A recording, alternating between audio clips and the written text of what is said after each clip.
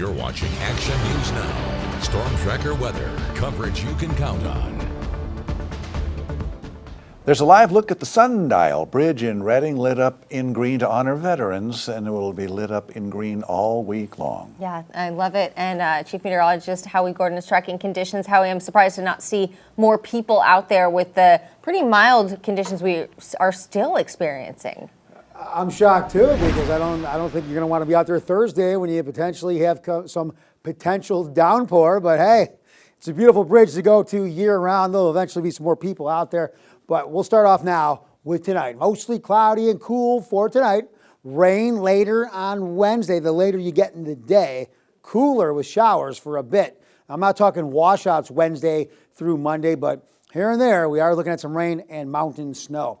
Low temperatures tonight will make it our way back into the 40s overnight in the valley. Look at Alturas dropping to 36, 39 in Bernie, Chester with a low of 38 degrees. So temperatures coming down a little bit as we didn't warm up as much in the afternoon. All right, here's our highs for tomorrow. Still, that's a little bit above average for this time of year. Some spots in the mid to upper 60s for the valley. Not bad in Alturas, up to 63. Magalia pushing 60. Over there in Chester, right around 60 with a high tomorrow of 59 degrees. Here's our future cast as we make our way into Wednesday during the wee hours. The clouds continue to move in to the area.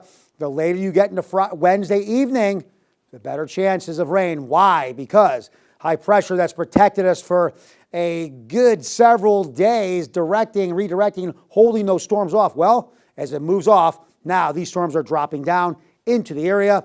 We're going to see the cooler air move in. The winds will pick up. And then we're looking at the rain and then snow with a winter storm advisory at 6,500 feet and higher over there in the Sierra. But these storms will move off later in the weekend after bringing rain and snow. But we have the chance then, eventually, this is still Friday, some of these other storms will start making their way into the area. So kind of a little bit of a roller coaster ride after having a very stable weather pattern the better half of the last week. So we're starting to see some changes. And as we talked earlier, gonna feel more November and Thanksgiving-like compared to really looking at almost September caliber weather the last week. But here's Wednesday.